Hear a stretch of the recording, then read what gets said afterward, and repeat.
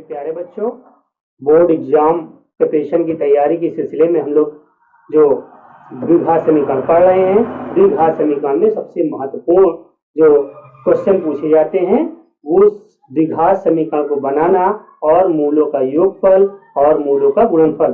तो आज हम लोग उसी के बारे में डिस्कस करेंगे। देखो बच्चों, ये देखो द्विघात समीकरण में ax² + bx + c = 0 ये होता है द्विघात समीकरण के रूप में किसी चीज को रखना। क्या होता है ऐसे रखना। तो देखो ये x का गुणांक है, क्या हुआ बेटा, ये x² है ना, तो ये x² का गुणांक कौन है, a है, और x गुणांक कौन है, b है, और c क्या है, अचर पद है, कोई भी अचर पद हो सकता है बच्चों। तो यहाँ पर हमारा समीकरण बनता है, जो समीकरण के लिए सूत्र होता है x² - मूलों का योगफल x + मूलों का गुणनफल बराबर 0 होता है बच्चों। तो रही बात मूलों का योगफल क्या होता है, कैसे ज्ञात करेंगे।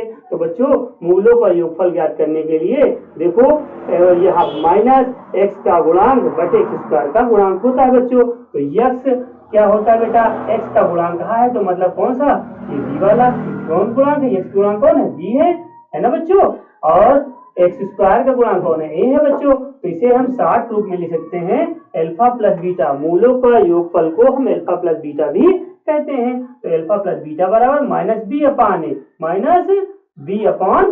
क्योंकि देखो यहाँ x का गुणांक था, x गुणांक क्या है, b ही है, और x² क्या है, a है, रख लिया हमने सीधे। तो हमारा शॉर्टकट रूप में हम अल्फा + बीटा बराबर -b/a कह सकते हैं। मूलों का गुणनफल क्या होता है, अचर पद बटे x² का गुणांक।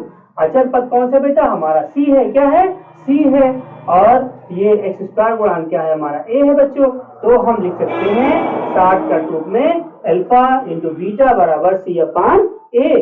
अब देखो बच्चों, इसी पर एक सवाल क्रिएट हो रहा है। देखो द्विघात समीकरण बनाओ जिसमें 3x² - 7x + 2 = 0 के मूलों का योगफल व गुणनफल ज्ञात कीजिए। 2019 का सवाल है बच्चों ये। देखो कैसे निकालेंगे, देखो ये हमारा पूरा हम ax² + bx + c के रूप में है हमारा समीकरण। देखो हम पहले इसको यहाँ पर हमने इसे लिख लिया ना बच्चों। देखो यहाँ पर ठीक है, a का मान कितना हो गया बच्चों, 3, कितना है 3, और b का मान कितना बच्चों, देखो -7, कितना है -7, और c का मान देखो कितना बच्चों, 2 है, कितना है 2।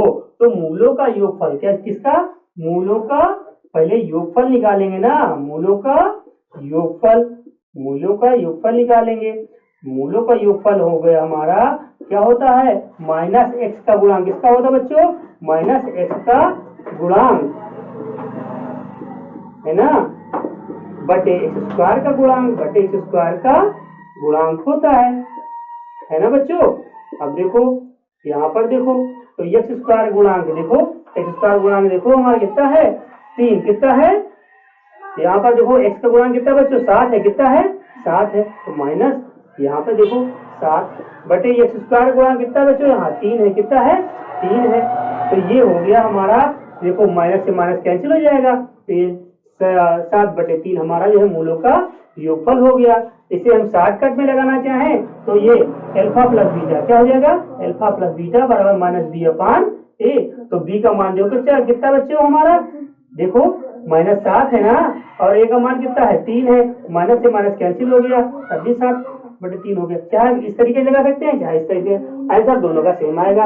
अब यहाँ पर बात आई है मूलों का क्या गुणनफल, क्या होता है बेटा, गुणनफल। तो मूलों गुणनफल के लिए हम क्या करेंगे, देखो बच्चों मूलों का गुणनफल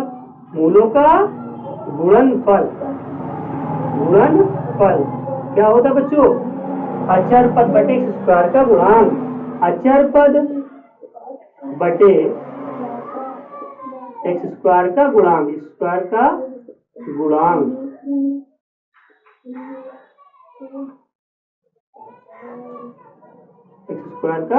गुणांक।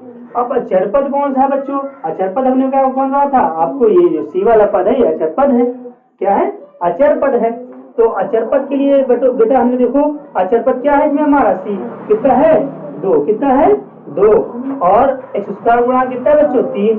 तो यहाँ हो गया क्या हमारा 2/3, क्या हो गया बच्चों 2/3, कितना आ गया 2/3 हमारा गुणनफल आ गया। तो इस प्रकार से देखो हमने या और शॉर्टकट के रूप में लिखा क्या है, तो यहाँ पर अल्फा बीटा बराबर सी अपान ए डायरेक्ट लिख लें, सी अपान ए, सी का मान कितना है 2 और सी का मान कितना बच्चों 2 और ए का मान कितना है 3। तब भी तो नहीं आया बच्चों, चाहे ऐसे लगा लें और चाहे ऐसे लगा लें, दोनों तरीके से लगा लेंगे ना हम आसानी से। देखा ना बच्चों कितने आसान तरीके से आ गया। एक बार हम लोग सूत्र देख लेंगे और हमें मान कैसे रखना ये हमें मालूम हो जाए तो हम बहुत आसानी से लगा सकते हैं। देखो बच्चों एक सवाल मैं और आपको दे रहा हूँ, देखो एक सवाल मैं आपको और दे रहा हूँ, जिसे यहाँ पर इन्होंने कहा है कोई भी समीकरण रख ले आप, जैसे यहाँ पर एक्स स्क्वायर माइनस यहाँ 4x यहाँ प्लस 12 लिख लिया हमने बराबर 0, कह दिया कि इसमें मूलों का योगफल और गुणनफल ज्ञात कीजिए। मूलों का योगफल व गुणनफल ज्ञात कीजिए, गुणनफल ज्ञात कीजिए। ठीक है, मूलों के योगफल व गुणनफल ज्ञात कीजिए, मूलों के योगफल व गुणनफल ज्ञात कीजिए। अब देखो यहाँ पर a का मान हम चाहें तो a का मान कितना है 1 है, b का मान कितना है माइनस कितना 4 है और c का मान कितना बच्चों 12 है। ठीक है, तो मूलों का योगफल क्या होता है, हम शॉर्टकट में लगाना चाहते हैं अल्फा प्लस बीटा होता है। क्या होता है alpha plus beta minus B upon A, क्या फॉर्मूला होता है माइनस बी अपान ए। तो अल्फा प्लस बीटा देखो माइनस बी का मान कितना है बच्चों, देखो यहाँ पर अल्फा प्लस बीटा बराबर हम लिखें तो यहाँ माइनस का माइनस लगा लेंगे, बीटा का बी का मान कितना है -4 है ना और ए का मान कितना है 1 है, माइनस से माइनस कैंसिल हो गया तो यहाँ पर हो गया अल्फा प्लस बीटा बराबर कितना 4/1 बराबर क्या हो गया 4 ही हो जाएगा बच्चों, हो जाएगा ना। अब यहाँ पर देखो अल्फा बीटा मतलब मूलों का गुणनफल, हम इसे लिख सकते हैं मूलों का गुणनफल है ना, इसे हम लिख सकते हैं मूलों का योगफल।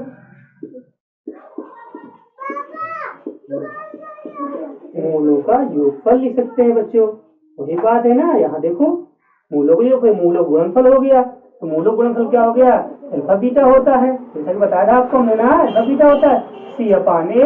तो सी का मान देख लो बच्चों कितना आया है, सी का मान है कितना है 12, कितना है बच्चों 12, ए का मान कितना है 1, तो ये मूलों गुणनफल क्या हो गया आपका 12 हो गया बच्चों। तो इस प्रकार देखो हमने जो है योगफल भी निकाल लिया और गुणनफल भी निकाल लिया आसानी से ना बच्चों।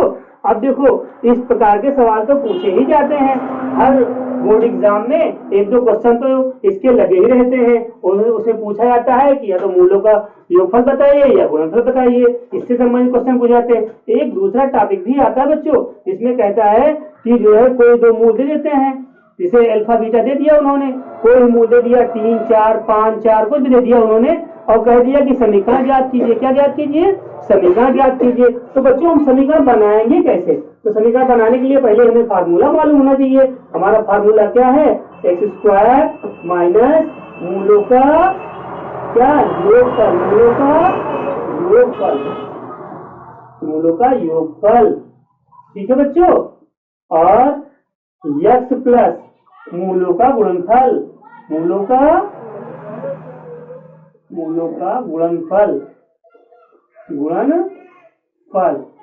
बराबर 0, बराबर क्या होता है बराबर 0।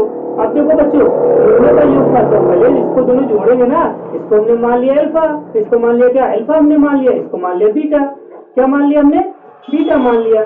तो मूलों का योगफल जुड़ गया ना हमारा ये अल्फा प्लस बीटा बराबर क्या हो गया 3 + 4 बराबर कितना हो गया बच्चों 7 हो गया, कितना हो गया 7। और मूलों गुणनफल क्या होता है, मूलों का गुणनफल क्या हो जाता है बच्चों, मूलों गुणनफल होता है अल्फा बीटा, क्या होता है अल्फा बीटा क्या हो गया तुम्हारा, देखो अल्फा कितना है तुम्हारा 3 है और बीटा कितना है 4 है, हो गया कितना 12 हो गया ना बच्चों। अब समीकरण बनाना है हमको तो हमने सूत्र में रख देंगे एक्स स्क्वायर माइनस मूलों का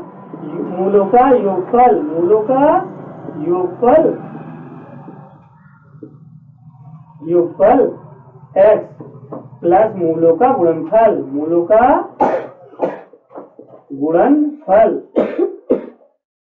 बराबर 0। अब बच्चों देखो एक्स स्क्वायर था, एक्स स्क्वायर रख लिया हमने, वैसे का सेम रख लिया, माइनस मूलों का योगफल कितना है बच्चों 7, कितना आ गया 7 एक्स आ गया बच्चों, और प्लस मूलों का योगफल कितना है 12, कितना आ गया बराबर 0। इसे हम लिख सकते हैं x square minus 7x plus 12 बराबर 0। ये हमारा आंसर आ गया। कितना आसान तरीके से आ गया है ना बच्चों।